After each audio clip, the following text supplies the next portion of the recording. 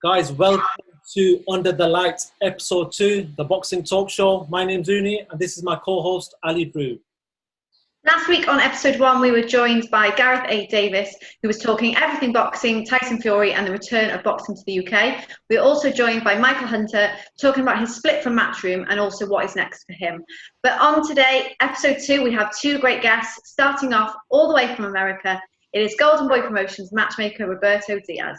Roberto, how are you doing? I'm doing very well. I want to thank you both for having me. It's a pleasure. And to all the fans listening out there, especially in the UK, I send all my love. Stay safe, stay strong. It's not over, but hopefully we're in the right path.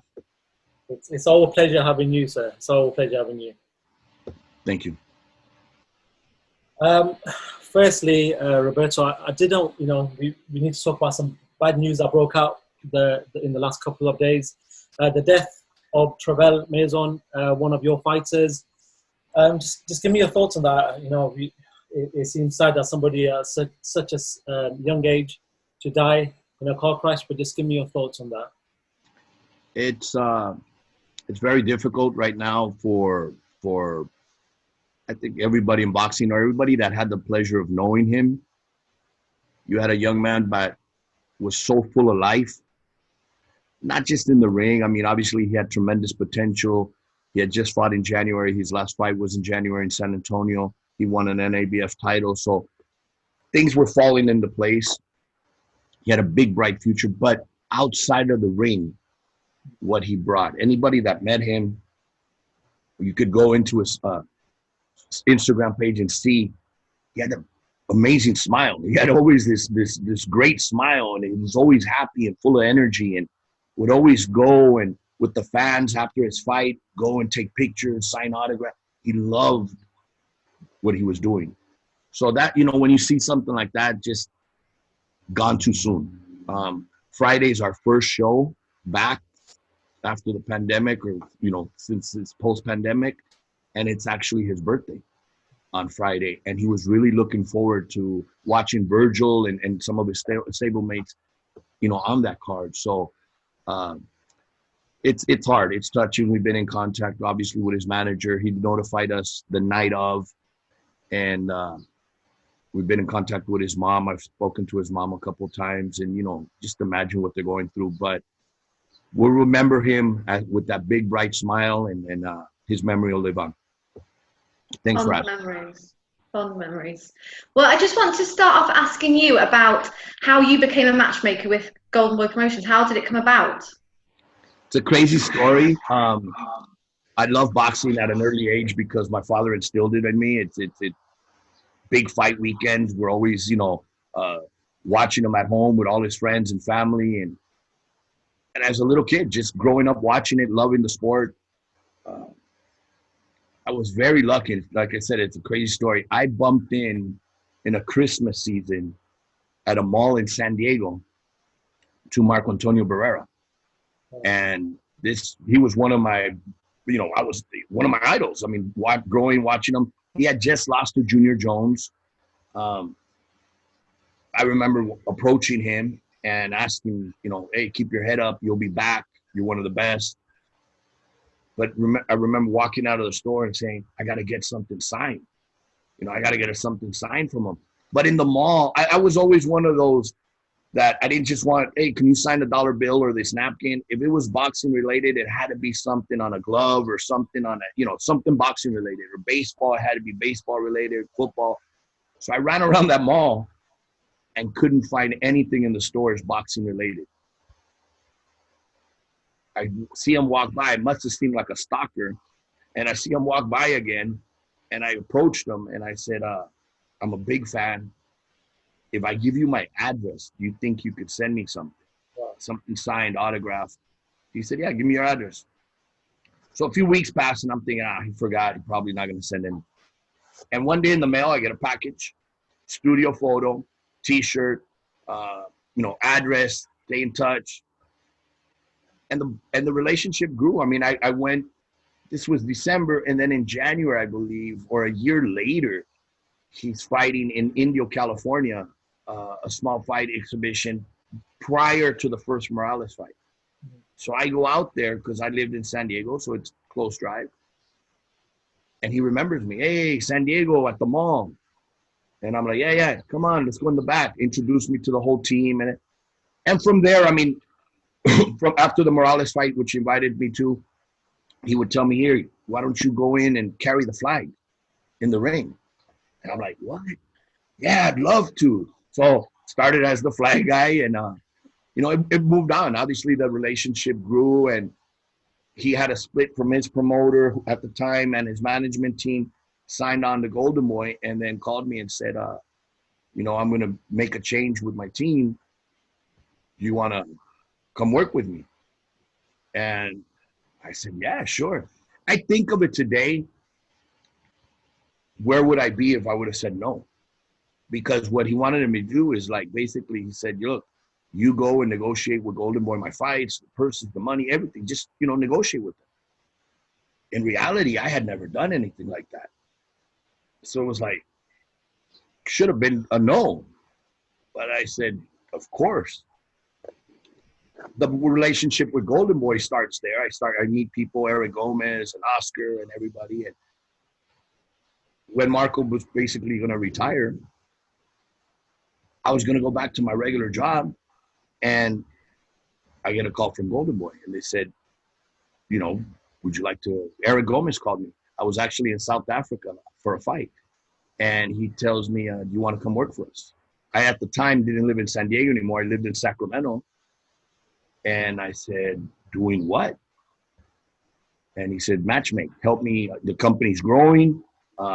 You know boxing, you know the styles, and help me sign young fighters, and you can help me be my assistant. And I said, okay. I couldn't sleep for 2 or 3 days because I'm thinking, wow, this is a dream come true, but can I really do this now? You know, I had, obviously working with Marco and negotiating the fights, I had an idea, obviously, of the styles that would work or wouldn't. But now I'm going on a big scale, not just for one individual. Now it's for a bunch of fighters, different. So I told my wife, I said, look, I'm going to go out to LA and see how it works. Nobody's moving, just me, because I don't know if I'm going to be able to clock in 9 to 5 and how this is going to be. It's been 13 years, and there's not a day goes by that I'm not grateful for that, you know, that moment that Marco introduced me to it. And where I let off, I'm very, very, it's so real, because it's like a dream come true. Here's a kid that, and I say kid back in the day, not now, but here's a kid that used to run into, try to sneak into press conferences and take pictures with the fighters and get autographs and just wanting to be a part of it, just to watch. And today, doing press conferences or rubbing shoulders with some of the greatest athletes or negotiating big fights, at times it's like, wow, you know, how it all evolved. But that's the message to everybody out there, that dreams do come true. And if you really have a passion for whatever it is you choose, don't let anybody tell you it can't be done. Just keep working at it, and you might wake up one day and say, wow, how did I get here? And it's all worth it. I do feel like boxing brings the best stories. Honestly, I think I've heard a lot of people throughout the years, even people like Tyson Fury. When you look at his story, you know, somebody who's been up and down in life, but now he's number one. He's earning all this money, and then your story as well. Boxing brings forward the dreams that people look for, and you've just got to take them opportunities. But going back to that, I wanted to ask you. You spoke about Barrera there. Who was your favorite fighters growing up to watch? My favorite of all time is Muhammad Ali. Okay. My license plates are personalized plates that say Ali GOAT. My son's plates are GOAT Ali, so I was able to get both.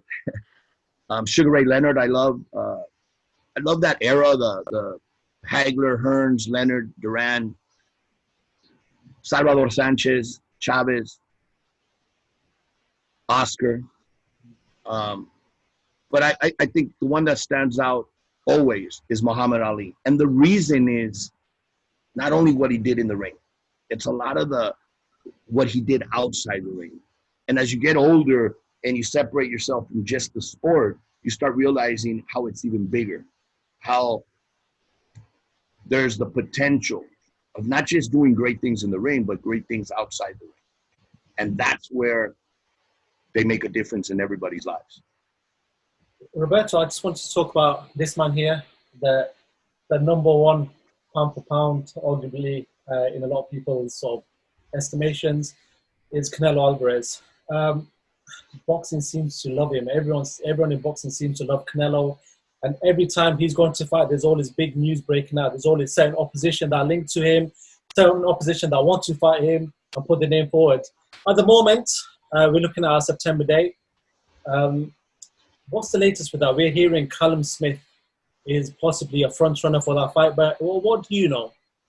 Well, definitely September 12th is the target. I mean, Canelo obviously always wants to fight the best and give the fans the best fight. We're going through different times right now with the pandemic, and slowly but surely we're in the right direction. But right now the fights are going to be without attendance. So that's part of the revenue. You know, the gate is a big part, especially in Canelo fights. There's certain fighters that is where a lot of the revenue comes from. And Canelo's known to obviously have some record-breaking attendance. Right now, without that, we're looking, and yes, Callum Smith his name has come up. It would be a tremendous fight, obviously undefeated, winner of the Super Series. You know, he fought his brother, Beefy. I mean, there's a lot in it. He holds the ring title. You know, he's the linear champion at the division, and Canelo always wants to fight the best, always wants challenges. But he's not the only name. Obviously, it has to make sense for everybody, and right now, there's a couple other names out there, and we hope to have something finalized very soon so we can make the announcement and everybody can get to work. First, can you elaborate on some of them other names, possibly? Well, Jason Quigley's a name that we know. See, I've heard Eddie say, "Oh, not in a million years he'll be approved." That's why it's the negotiations. Look, it's much easier. Some fighters, and that's a little bit of the problem that boxing faces right now. Back in the day, fighters wanted to fight the Canelo Alvarez, you know, back then Marvin Hagler, for the legacy, for greatness. Yeah. And obviously, once you beat him, the man, whoever was at the top, then everything else falls into place. But today, it's almost like, well, you see all the hands being raised to fight Canelo, but not for that reason. More for, it's a lottery ticket. If I fight him, I'm already set. And yes, it is because you're fighting the top fighter, but it shouldn't be seen that way. It should be more on the competitiveness and saying, I want to beat him to become the number one fighter. And once I become the number one fighter, then all the money and everything else pours in. But it's steps. You can't just say, I want to raise my hand to fight him because I can fight him, get paid, and then retire. You have some of these fighters on the list, David Lemieux, Jason Quigley, Toriano Johnson. A lot of these fighters aren't fighting for money. They're fighting for the opportunity to fight them, where there's others that all they're looking at is the payday. Just going off that, are you referring to somebody like Billy Joe Saunders? Well, Billy Joe knocked himself out. I have no idea because there was still 2 months to go, and he said, hey, it's not enough time to train. You know? And only he knows. I mean, a lot of people are taking this very difficult. Look, the first 30 days, I didn't think it was going to go 100 days, 100 plus where we're at now. But the first 30 days was like, okay, I got my break. I got my tune-up. Been stress-free, eating healthy, running every day, things that I normally can't do. We're up plus 100 days. I'm getting frustrated now. It's like, okay, when is this going to end? We want to go back to our normal lives and routine for everybody around the world. But it could be affecting some more than others. You know, so we don't know with Billy what happened or why, but he pulled himself out of the race. And yeah, you know, when they have those big numbers, maybe Billy's saying, well, I'm not going to fight right now with no attendance because the money's lower. I'll wait till next year. Who knows what's going to be next year?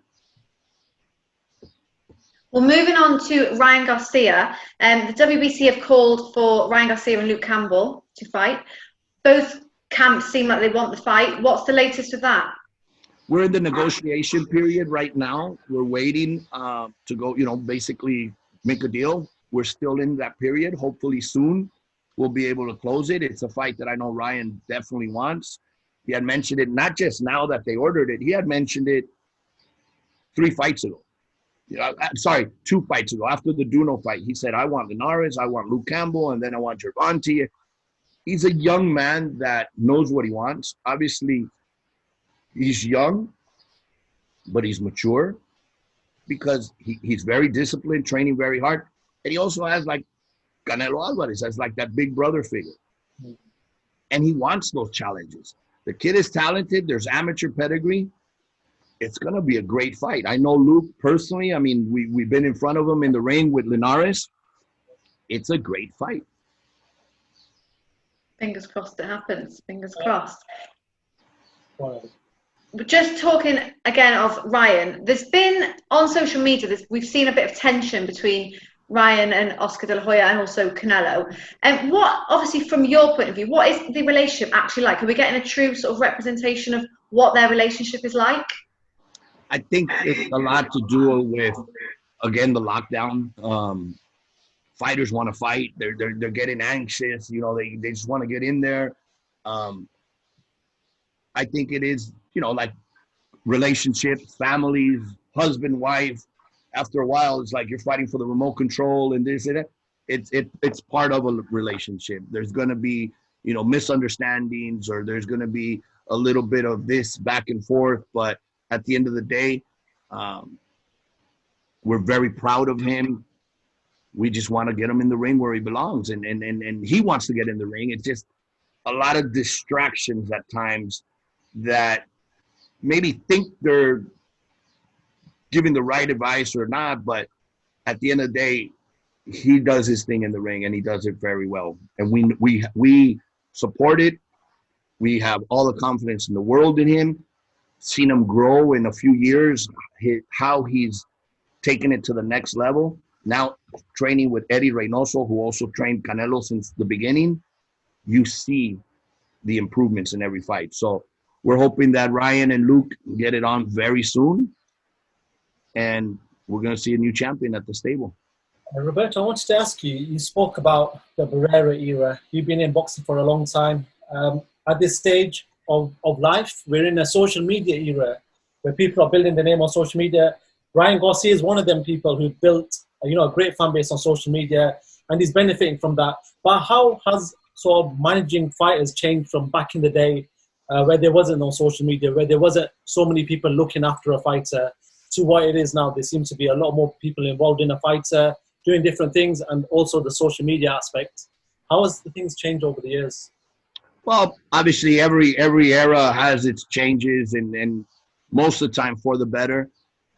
Social media could be a friend and could be an enemy. I mean, it just depends on how you handle it. I see fights or managers or promoters trying to negotiate through social media, and then you got hundreds of fans and put in their 2 cents. Sometimes that could break a fight, because the so-called experts outside on the keyboard, oh, you shouldn't take that fight for that kind of money. Okay, excuse me, when did you negotiate a purse or an event? Or they don't know, but they're just from what they're reading or hearing, or so it could be bad. Obviously, in Ryan's case, it's helped him with a tremendous following, but I think there's more cases where it hurts them than than the positive. Back in the day, Oscar and Barrera and Morales, imagine if they had social media with the trilogy of Barrera Morales. Imagine Ricky Hatton with social media back then. I mean, he had thousands of followers that came all the way to Vegas. Imagine, but they survived and did very well without it. So it could be done without. It's just very few that obviously capitalize on it, and it has benefited. I want to talk about Friday, your first card back, and a great main event. You've got Virgil Ortiz Jr., the whole sort of, if people know boxing, they know about this kid coming up, they know what he's about. He's got power in both hands, he's quick, he's entertaining, so that's what people want to see.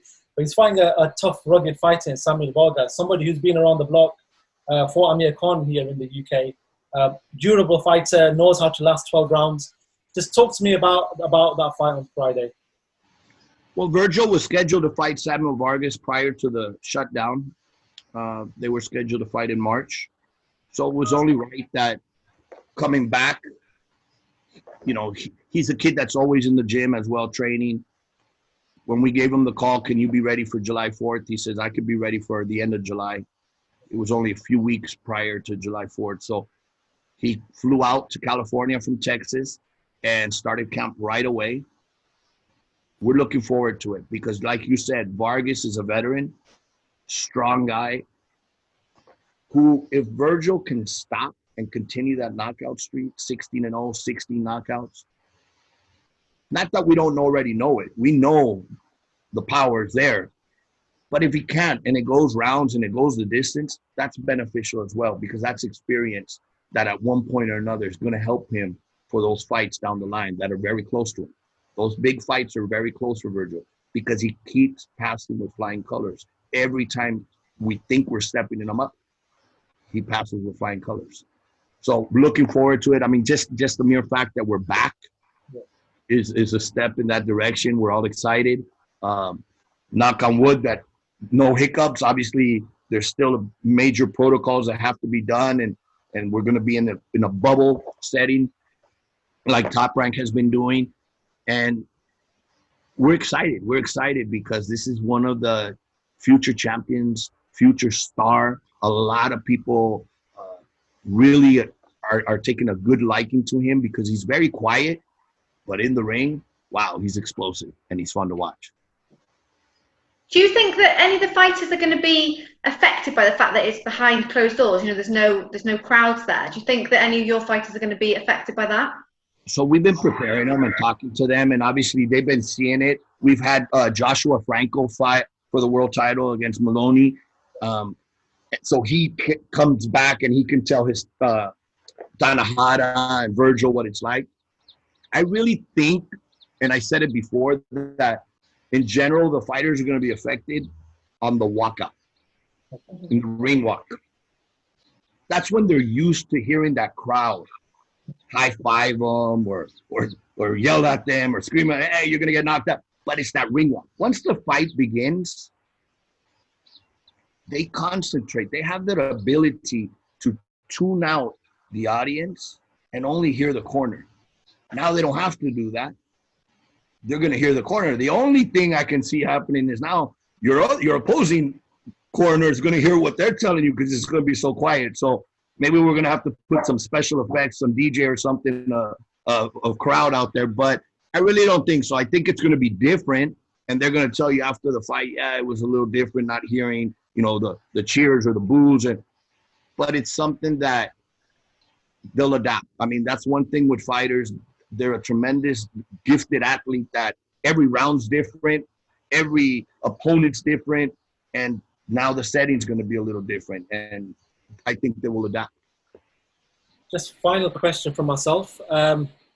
There's sort of around on social media about Oscar De La Hoya returning back to the ring. I think he put something up, and then Jamel Charlo was like, let's do it at 154. It seems to be like the latest talk of the town. What do you make of Oscar wanting to come back into the ring?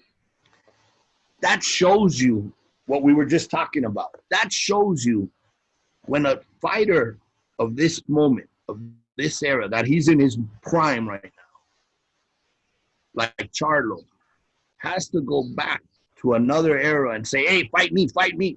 That shows you who had the better era, or who is the fighter that, man, if I can get him in the ring, that's going to, you know, put me up over the wall. But I think Oscar, like many, I mean, you know, once you step in that ring, and Oscar, who did it so many times and won so many belts and won so many divisions, there's always fight. There's always fight. That fight doesn't, that light, fire never, turns off. I think he started running and feeling really good. And then he started hitting the bag and jumping rope and feeling better. And then heard he's been doing some rounds and sparring and wants to take it up to like a 12 round by September. So you never know. You never know. I mean, look, I never thought Canelo Alvarez would fight at light heavyweight. And I've known the kid since he was very young. And never in my wildest dreams would I think he's going to be a light heavyweight. No, he doesn't have the height, the reach. but there's something there that drives these fighters that not everybody has that switch. And Canelo to go up to light heavyweight, now I won't be surprised if one day he says, hey, I'm taking it to the next level. Let's go. Joshua, where are you? No, I'm just kidding. So you would want to see, you'd love to see Oscar back from a personal fan perspective? I would love to see Oscar back in an exhibition with Julio Cesar Chavez, junior or senior. No, I mean, I love to see Oscar in the role that he is in now, as a promoter, as a mentor to some of these young fighters, and not back in the ring. No, I mean, it was tough to see years ago, and it's one thing to feel great and feel healthy and feel, hey, I can do it, because the memory's there. I mean, you see him when he starts bouncing, and look, I could still, and it's like, wow, it looks like you could do this tomorrow. But once they start training hard or sparring or getting hit back, I mean, it's only you can't fool Father Time. I mean, that's one that you can't fool. So no, I wouldn't personally want to see him back. I think that goes to be the same with Mike Tyson. Mike Tyson putting out all these videos of him training, looking phenomenal. He looks phenomenal. He looks better than he's looked in ages. Meant to be fighting a shark or something, I saw. What? I saw that he's meant to apparently be fighting a shark. I don't know the details of it, but that's what I've seen, that there's rumour he's fighting a shark. I don't know how or where. That's crazy. But I mean, even his moves are still there, the speed, everything. But what happens when he gets hit? And that's the thing. They haven't been hit in so long, and you don't take it as well anymore. Because I think Mike's close to 60, I'm sorry, something like that. I think, 53, 54. Okay, 53. Yeah. Okay. Cool. Okay, Roberto. He'll still knock me out, no doubt, but he'll knock us all out. He still looks like a beast. But Roberto, thank you so much. My pleasure. Thank you so much for having me on. It's a pleasure. All my friends out there in Manchester, I send all my love. And to everybody out there, thank you so much. Thank you, Roberto. It's been great speaking to you. Take care. Stay safe, everybody. You too. Bye-bye. Thanks.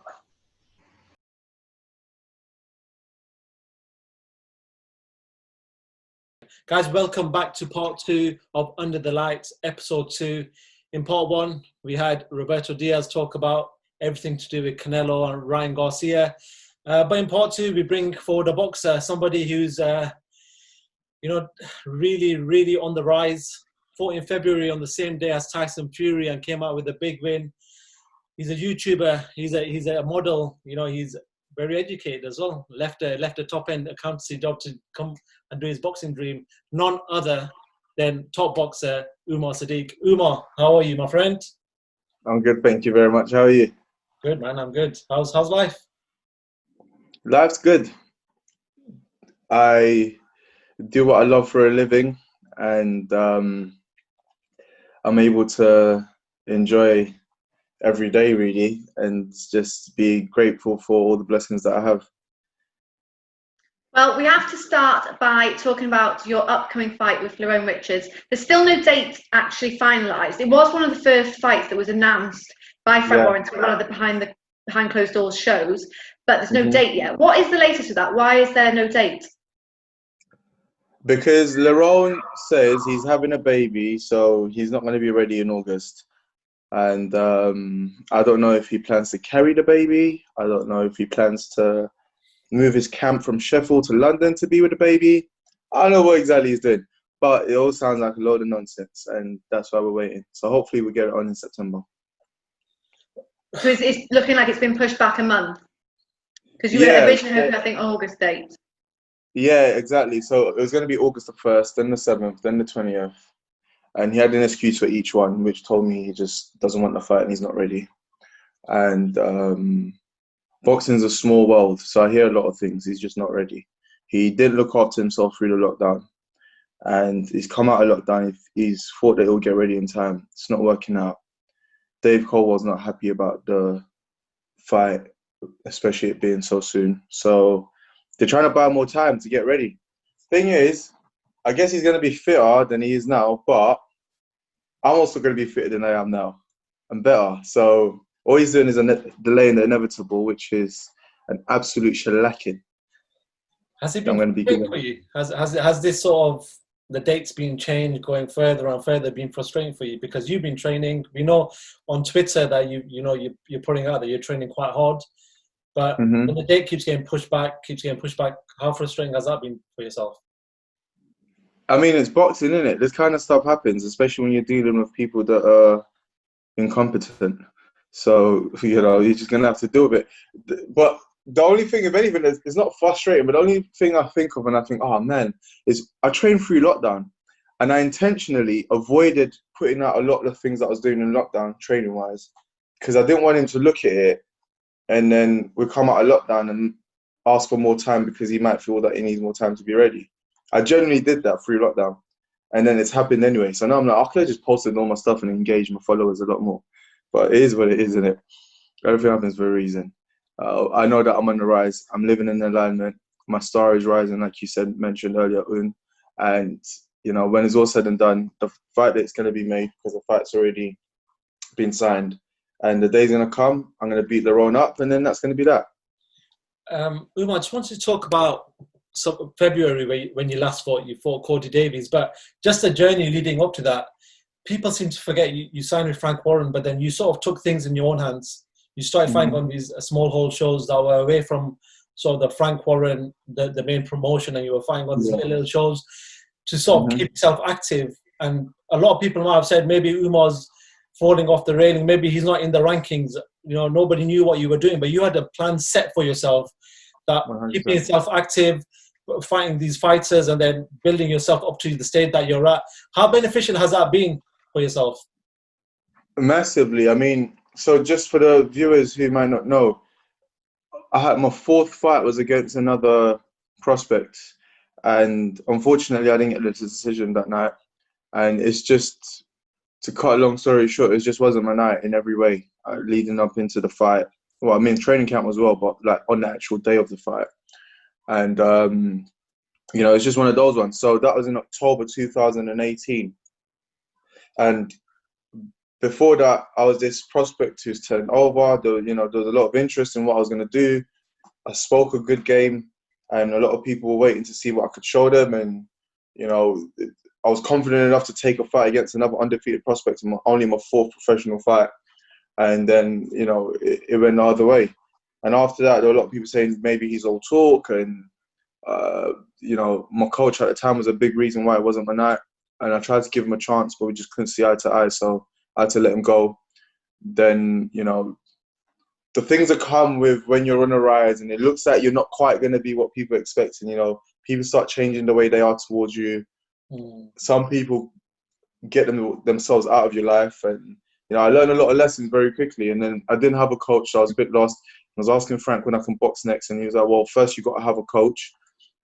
And, at that time as well, I was living with my girlfriend at the time, and we broke up right after the fight. I broke up with her. It's not that she left me because I lost the fight. That's why I said that. I broke up with her. It was inevitable anyway. So, and then she moved out. So just a lot of things were just crashing right in my life. And that was October 2018. And November 2018 was a rough month for me. But then towards the end of November, I went away on holiday. I just needed it. I needed a break from everything. I went away alone, locked my phone in the safe. I was away for 7 nights, but for the first 4 nights, my phone was in the safe. I literally didn't look at it. All I did was I told my family, I gave my family the details of the hotel. And I said, if you need me, contact the hotel, old school style. I just locked my phone away. I needed it. And I did, basically I had that time away. I came back refreshed. I came back with a new lease of life, vigor, and a plan on what I was going to do. And the plan was I was going to work really hard to get a good coach next, and then I was going to work my way back one way or another. And the process of working my way back was a hard bit because I've just lost now my record's 3-1. I mean, it doesn't look great for a promoter as a prospect. And, these shows are getting put on, and now I'm not on the shows. and I'm calling and calling. My phone call's not getting picked up. I'm not getting rung up for dates. So eventually, I just asked Frank Warren Promotions, and I said, you know, look, I've got a box. I left a good job to do this. This is full time for me. So can I get your blessing to go on other shows? And, you know, they gave me the blessing, and I did just that. And the plan was to have as many fights as possible, stay as consistent as possible whilst I build and work on my craft. And inevitably, what was going to happen was I was going to become a mandatory for something, whether it was a Southern area or English title or whatever. But you're fighting so consistently, you're going to become a mandatory for something. And, you know, I had 6 fights in 2019. I stopped 5 of the guys. I was very active throughout the year. And like you said, a lot of people would say, oh, he's fallen off. He had a loss. Now he's on these small hall shows. I was very aware of it. And I had some people ask me if I was still with Frank Warren. And they asked me the question repeatedly, as in, I would see someone and they'll ask me if I'm with Frank Warren. And then I might see the same person a month later and they would ask me the same thing again. So I wasn't sure if it was a thing where people, what they were seeing wasn't quite what I was saying, or if it was a case of people thinking I was lying. But either way, I knew that, you know, it's something that could be looked down upon by a lot of people. But fortunately, I do enough self-work that allows me to be very confident in myself and my, you know, I'm in control of my ego, basically. So I never minded what people thought, because I was always focused on the end goal, which was eventually I'm going to be back. And, you know, through the process of what I was doing, I did end up fighting on 2 Frank Warren shows in 2019. And then, you know, December, a fight was made between myself and Willie Hutchinson, and he pulled out. He didn't want to fight anymore. Then, you know, Cody Davis, who was an opponent that was muted beforehand, came up, and I was like, yeah, I'll take it. Sorry. So circa November, it was November 2019, I sent a long email to Frank Warren telling him about, you know, how I'm ready and prepared, respect what I've been doing, going on other shows at my own cost, traveling around the country. And then towards the end of the email, I said, look, I will fight any super middleweight you have, even if it's on short notice. So if anyone pulls out of a fight, call me. And, you know, that was a catalyst for, you know, all these names like Willie Hutchinson, Cody Davis and stuff coming up. And I took all the fights because I met them. And, you know, the Cody Davis fight was, so Cody took the fight, fortunately never pulled out. And then we had the fight February 22nd. And, you know, I was fortunate enough, and I did that, you know, I trained well, I did well in my preparation, and I put on a very good performance to win the fight. And if anyone watched it or was there, you'll see at the end of the fight, I yelled at the camera and I said, I'm back. And it's because it was, 14 months of just going on this solo mission where, outside of my immediate friends and family, I don't think anyone, A, half cared, or B, believed in what I was doing. And then all of a sudden I've come back and I've had this massive win live on BT Sport against this prospect who is trained by an ex-world champion in Gavin Rees and is mentored by probably one of the best British fighters of all time, Joe Calzaghe. And, you know, he boxed for GB and had all this hype around him. And he beat the guy who I lost to in October 2018. And, you know, just to come and beat him as my fight back on BT Sport was a great feeling. And then, you know, after that, I got the opportunity to fight Lerone for April, and, you know, COVID kicked in, and here we are now. Well, obviously talking about your Cody Davis fight, and obviously you've got Lerone Richards. They're both under S-Jam Boxing, who is, one of the people who run it is Sam Jones. And you've been having a bit of Twitter beef with him back and forth. What do you make of Sam? I think Sam is a very hard worker. That's what I'll give him that. The guy grafts hard for his fighters. And I don't know if he believes in his fighters so much or is delusional, but the guy grafts, and he freaking grafts, man. So I rate him for that. And, you know, it's testament in itself in the fact that, you know, I'm fighting Lerone and I've gotten onto Lerone. And Lerone hasn't responded because he finds it hard to string 2 meaningful sentences together. And Sam Jones has happily picked up the position for him. And, you know, Sam and I have gone back and forth. But what I'm sure of is Lerone's privy to what's going on. So as far as I'm concerned, I'm still communicating with Lerone. But yeah, I've got no personal problems with Sam. Hold on, sorry, someone's outside. Not for me. Yeah, I've got no personal problems with Sam. He just happens to be the person managing the person I'm about to beat up and take the titles off of. Is there any bad blood between you and Lerone? The more it sort of plays out, the more that you've had to wait Is it sort of building up any sort of bad blood? Again, I've done enough self-work to never have to have any bad blood towards anybody, because whatever happens within me is in my absolute control. That being said, once the fight was made, because I know Laurent on a personal level, we're in a Repton talk. We both boxed at Repton, yeah. And you know, when the fight was made, all of that went aside. He became the op instantly. And as far as I was concerned, this is the guy that I've got to beat to get to where I'm going in boxing. And as he's continued to, you know, really be unpleasant through this since the announcement and push the dates back, obviously it's impacting me, because I started camp. I'm training 2-3 times a day, traveling, spending money on things, and getting my diet right and all of these things. And then about 4 weeks into that, I find out that, oh, he's not going to be ready. We might have to wait September. Then I've got to adjust things. Now I've got to be in camp for longer, all of these things. And every time I've got to go through any of these things, I just tell myself, Laurent's going to pay. So it's less as much as it's bad blood. It's more so to say he's giving me more of a reason to want to hurt him.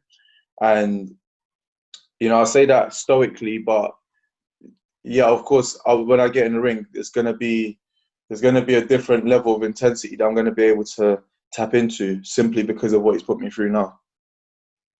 And at the beginning, we said, obviously, you do modelling, you're a YouTuber, you were an accountant, and you gave up the job as an accountant and, you know, all the qualifications that you'd had to do your boxing full time.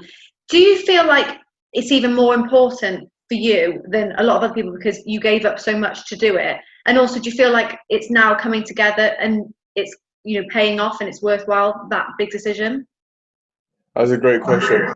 The first thing, though, I'll say I never give up anything. I moved on from accounting. Yeah, it's a very good question. There is an element of, yeah, I mean, I gave away a good job that would have paid me a lot more than I've earned in boxing so far to do this. But again, you know, I played a forever game. I played a long game. So as much as this is what's happening now, I look at what happens, you know, after, and what the effects, you know, what the return would be over the span of my career. And that makes it worth it. If anything, though, I guess it drives me more because that's someone who's doing this because they genuinely want to. Most fighters would say, boxing's all I've got. Boxing saved my life. Well, it kind of did mine too. But, you know, I box because it's all I've got and all of that kind of stuff. I have other options, like you just said. I mean, I'm getting older, so the modelling wouldn't last too much longer. I can act though. I'm quite business savvy.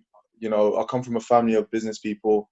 I studied accounting and entrepreneurship, and, you know, with the things that I do, I have options in life. So boxing's not the only thing I have, but fortunately for me, I finish what I start, and I'm a very intense person in terms of when I go into doing something, I choose to do it properly and give it everything. So boxing is what I've chosen to do for a living. So by my nature, I'm giving it everything that I have, and I'm doing it to be the best in the sport. So, I mean, that's in a roundabout way to say there's an element of truth in your question. However, I think it works, not necessarily it works more. What I'm trying to say is, rather than it works in my favor, it's more so that it doesn't need to work in my favor because I've chose this anyway. I didn't need any more motivation. I left a good paid job to come and do this because this is what I love. I got tired of sitting in offices and looking around thinking, what are we all doing here? And looking at the CEO and thinking, wait a minute, all of this work I'm doing earns him more money, but my paycheck remains the same at the end of the month, you know? And actually, what's my manager earning? Is that the ceiling to what I'm going to earn? And, you know, all these thoughts, and I'll go out for lunch and I'll see people and I think, oh, life is happening. And then I've got to go back into the office and I'm like, oh, life is happening out there, bro. I'm in here. You know, these are the things I was facing. And I was like, no, this isn't life. I need to be able to be out and about, you know, on a daily basis, see what's happening. I never enjoyed the idea of having to ask someone for permission to have a day off or to go on holiday. I was like, you're not my dad, you know? So you know, all of these things that I chose boxing because this is a lifestyle that I want. And I'm, like I said at the start of, I guess, meeting conference, I'm living the life of my choosing, and therefore, I mean, of course, I'm going to give it everything because I appreciate it. I have to honor it. Umar, I just wanted to sort of get your thoughts on something on your last fight. When you fought Cody Davies, there was a Tunde and Anthony Yard sat ringside, and I was obviously seeing their reaction, and they were jumping all over the place. It seems like you guys have a really good connection. They were shouting sort of instructions at you. You know, Anthony Yard was taking every punch with you and throwing every punch with you. Where did that relationship come from between you guys? So I started boxing with a guy called Tony Sese, who's one of my coaches now still. And, well, I brought him back on when I went back to build my team again. And Anthony Yard, when he was newly in boxing, started training with Tony Sese as well. So from our young amateur careers, or early stages of our amateur careers, both Anthony's and mine, we'd both trained under Tony Sese. So, I mean, you can imagine we're training under the same coach, having the same sessions, sparring a lot, and the relationship built from there. But also we come from the same area in East London. So we have a lot of mutual friends, you know, we bump into each other a lot, that type of stuff. And then with Tunde, you know, the relationship built through training at the Peacock Gym in Canning Town, met him there. And, you know, we just have conversations when we meet, and, you know, the relationship builds that way. And yeah, it's nice to have support. It's nice to have support of, you know, people that are in the sport as well, people that you respect, people that you admire. And actually, I've never said this to anyone. So in 2014, I decided no longer to box because I actually never wanted to be famous in life. So I always thought being a professional as a boxer, you've got to be famous to really hit, you know, make it big. So I was looking for what else I was going to do in life, business-wise. And I didn't box for a little bit. And I only just done it as a hobby, you know. And I remember in 2016, in and around when I was joining the Nigerian Olympic team, speaking with Anthony, and he was just sharing some stories with me about some of the stuff that he went through when he was turning pro, and just the things that he did, and you know, like he went through times when he had no money and he just had to keep going and all of that. And there was an element to his story that really I found it was inspiring. Okay. In the self-belief that he had, but also the belief and faith that he had in a higher power, God, he would refer to it as. And there was something about it that spiritually was really powerful, and it just got me thinking. And it made me think, you know what, Umar, you've been blessed. Because what it was, although I wasn't a boxer, I was working as an accountant, training 3 times a week at an amateur boxing club. I was getting called up for fights against, you know, people that were like ranked number 3 in England and beating them. And like these fights were like on 5 days' notice. These guys are training, you know, full time or whatever. And that's things of that nature. And I remember when I went to join the Nigerian Olympic team in 2016 as well, I had to go out there. I took unpaid leave to go because I had to have trials against these other guys who are the same way, and I had to beat them repeatedly to make the team. So I had something special. And I remember just thinking, do you know what, Umar? You got something special, you've got to honour it. Otherwise, you might decide you want to do this later on, and then it might be too late. And off the back of that conversation with Anthony, a few other things, and reflecting on that, I decided that no matter what happens with this Olympic journey, I want to turn professional after, and here I am now. Yeah. Well, just looking at the talk around super middleweight at the moment, Canelo is... Obviously, there's loads of headlines, who he's going to fight, who his next opponent is. It's looking likely that it's potentially Callum Smith. That's the sort of front runner. What are your thoughts on who will get it, and also who do you think is going to actually prove a problem for him? I doubt that Callum Smith will take the fight because I doubt that there's enough money in the budget for an opponent for Canelo of the caliber or the asking price of a Callum Smith or a Billy Joe. Or, you know, those guys at the top. So then you got to start looking at the likes of people who haven't had, you know, massive paydays. So people like John Ryder, maybe 1 or 2 people in America or whatever. But I know someone will cause a problem. His name's Umar Sadiq. So, you know, if that call comes in, I'm sure we can get it over the line. Frank and Eddie, because it's just going to have to make it work, and I'll jump right in there. Umar, just before we let you go, I I've known you for a good couple of years, and every time I've sort of interviewed you, I've always got your prediction on fights, big fights, because you talk well, you analyze fights really well. A fight that's been made, which hopefully gets made, there's still a lot of things that need to happen, is Tyson Fury and Anthony Joshua next year, 2021. The date hasn't been set, but the year has been set. So this mega fight in boxing looks like hopefully it'll come together in 2021 at some point. How do you see that fight playing out?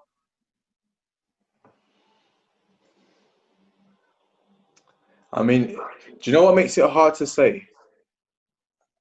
Joshua's last 2 fights, he's been at 2 completely different weights and fought 2 completely different fights. Tyson's last 2 fights, he's been at 2 completely different weights and 2 completely different fights. So I think it would be premature to make a prediction. It would have to be made probably like 3 or 4 weeks out from the fight, when we've seen what sort of shape they're in, what sort of weight they're looking at, that they're at, and how they come across in, you know, when they're speaking and stuff. So yeah, I think it'll be premature to make that prediction. Sitting on the fence there. That close.